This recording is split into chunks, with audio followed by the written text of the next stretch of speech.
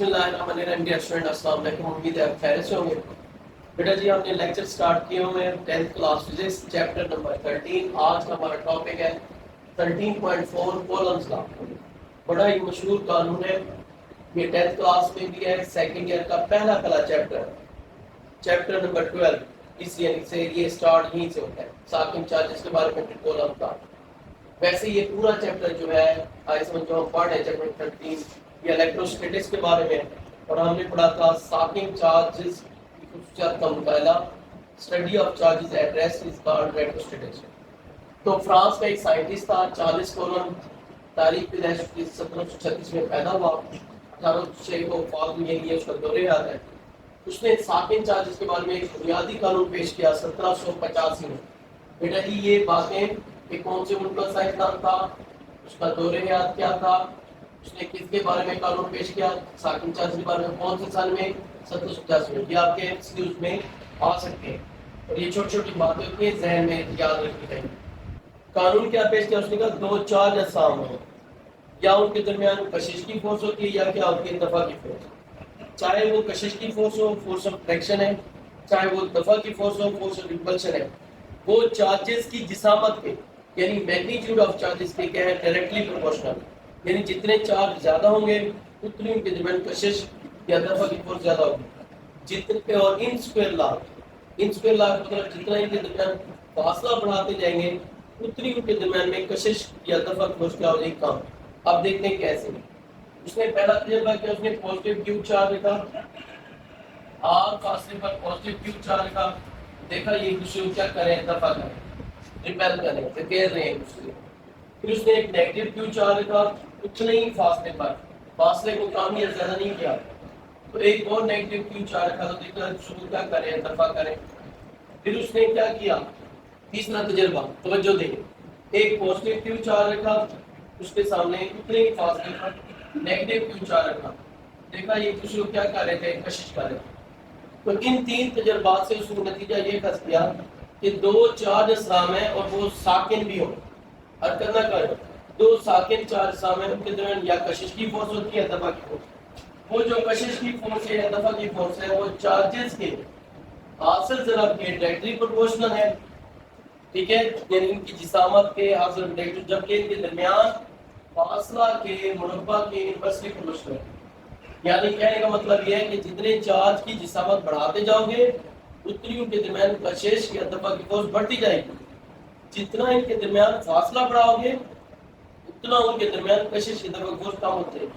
ان دونوں کمبائن کریں F proportional to کیا ہو جائے گا Q1 Q2 over R square.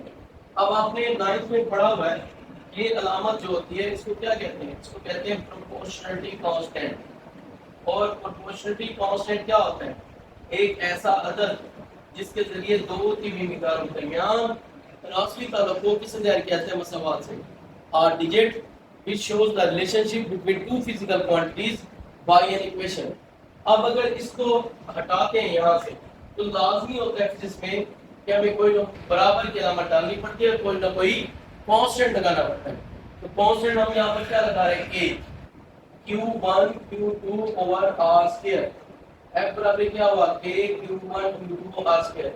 اور یہ جو ہے کولمز لا کی میتھمیٹیکل فارمولا اور یہ وہاں پر استعمال ہوتی ہے کولمز لا کی یہ والی میتھمیٹیکل فارمولا جب چارجز کے درمیان میں کوئی نہ کوئی میڈیم ہو.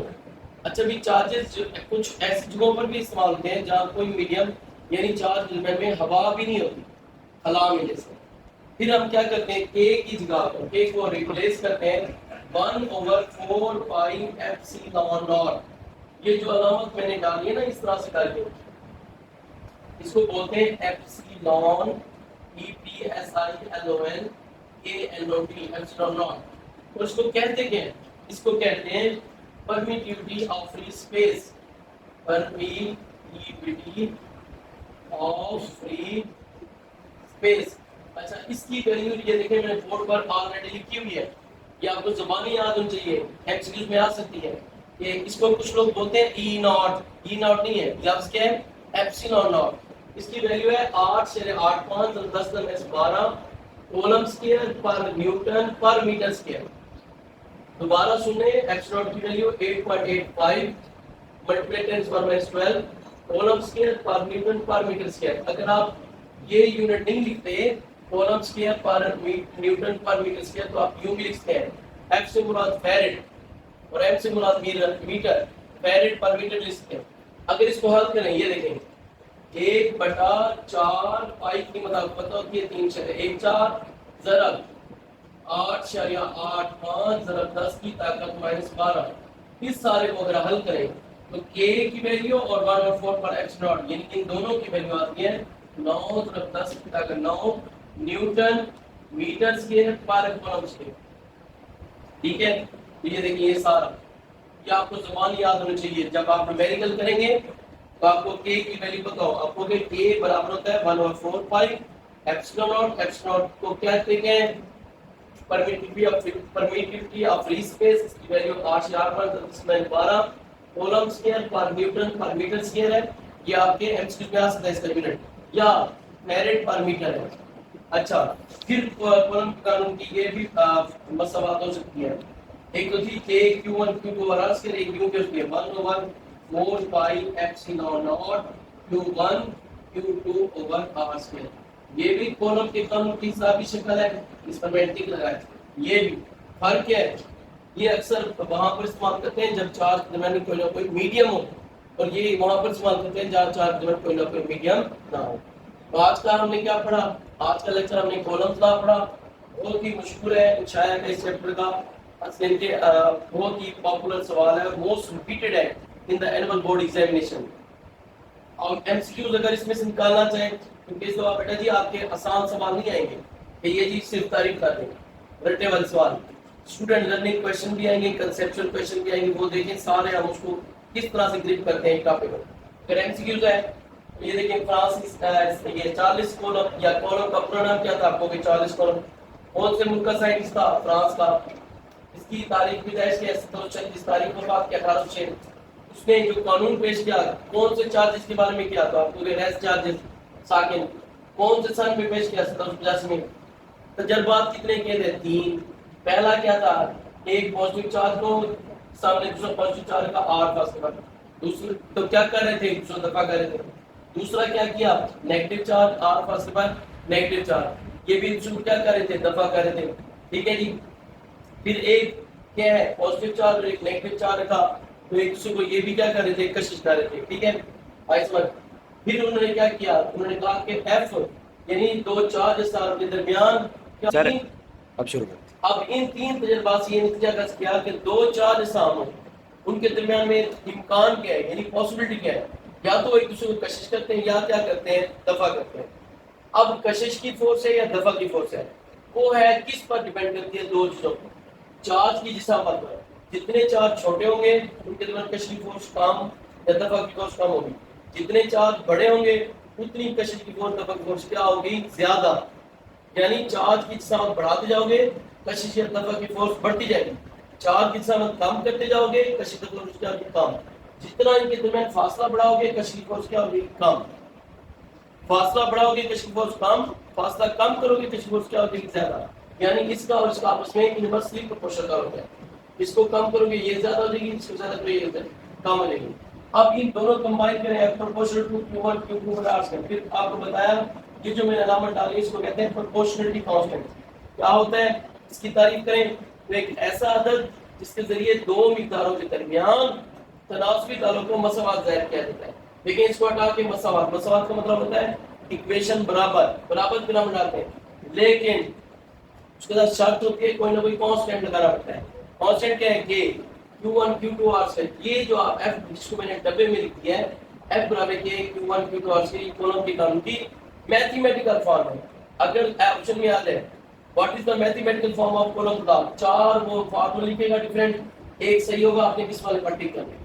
और ये भी याद रखना ये फार्मूला वहां पर लगेगा जब चार्जेस दरमियान में कोई ना कोई मीडियम होगा, वो मीडियम हवा भी हो सकती है कोई चीज, लेकिन चार्जेस का इस्तेमाल हमें खला में भी करना पड़ता है, चाहे कोई हवा भी होती कोई मीडियम नहीं होता। फिर k की जगह बदल जाती है 1/4 पाई, और ये अलामत है इसको बोलते हैं एप्सिलॉन नॉट, स्पेलिंग भी लिखती है EPSILON KNOT। और इसका दूसरा नाम भी है, अगर शॉर्ट क्वेश्चन पूछे کہ ایپسلون ناٹ کا دوسرا نام کیا ہے آپ کو پرمیٹیوٹی آف فری اسپیس. اس کی ویلیو پوچھی جائے وہ کیا ہے آپ کی بک میں بھی نہیں ہے 10th کلاس کی, آپ کو بتایا جا رہا ہے یہاں پر, لیکن آپ کے نالج ہونا چاہیے. اس کی ویلیو ہے 8.85 ملٹی بائی 10 کا مائنس 12. سی سے مراد کولم, اس کے اوپر 2 ہے تو کولم اسکوائر. ایچ سے مراد Newton, Kollam square per Newton, اور ایم کے اوپر -2 ہے تو کیا لکھیں گے پر میٹر اسکوائر. اگر یہ بھی یونٹ ہے اس کا ایم سی کیو کے لیے. دوسرا یونٹ کیا ہے, ایف سے مراد فیرڈ, ایم سے مراد میٹر, ایم کے اوپر -1 ہے تو فیرڈ پر میٹر. اب یہاں پر اگر پٹ کریں ہم لوگ ویلیو 1/4 پائی کی مطلب پتہ ہے 3 سے 4 ضرب 8 سے 8 5 10 میں 12. ایک اس سارے کو حل کریں تو نکلتی ہے 9 ضرب 10 کی طرف 9. پھر اس کا یونٹ کیا ہو جاتا ہے, ایپسلون ناٹ کا یونٹ تو یہ تھا فیرڈ پر میٹر یا کولم اسکوائر پر میٹر پر میٹر اسکوائر, لیکن کے کا یونٹ کیا ہے, کے کا ویلیو کیا ہے, یا 1/4 پوری ویلیو کیا ہے, 9 نیوٹن میٹر اسکوائر پر کولم اسکوائر. تو پھر فارمولا کیا ہو جاتا ہے اگر کے کو ریپلیس کریں 1/4 پائی شارٹ 1 کیو ڈاٹ اسکوائر. یہ بھی کولم کے قانون کی سب شکل, یہ بھی یہ دونوں ایک جواب ایک ہی آئے گا دونوں کا, لیکن فرق صرف اتنا ہے یہ وہاں سے ہوگا 4 میڈیم اور یہ 4 میڈیم نہ ہوگا. امید کرتا ہوں آج کا لیکچر بہت ہی اچھے طریقے سے میں نے کوشش کی ہے آپ کو سمجھانے کی, جس میں اگر اینول ایگزام میں کوئی بھی ایم ایس کیوز ہے میں نے کوشش کی ہے آپ کا ایک بھی ایم ایس کیوز مس نہ ہو. کوئی بھی وہ شارٹ کوشچن نکالتا ہے چاہے وہ کنسیپچوئل ہے جو بھی ہے, اسٹوڈنٹ لرننگ والا ہے ایس ایل او جسے کہتے ہیں, یا ڈیفینیشن وہ بھی میں نے کوشش کی ہے مس نہ ہو. لوگ میں ہے تو یہ بھی تصویریں بنائیں گے, بہترین آپ کی نوٹس بنائیں گے.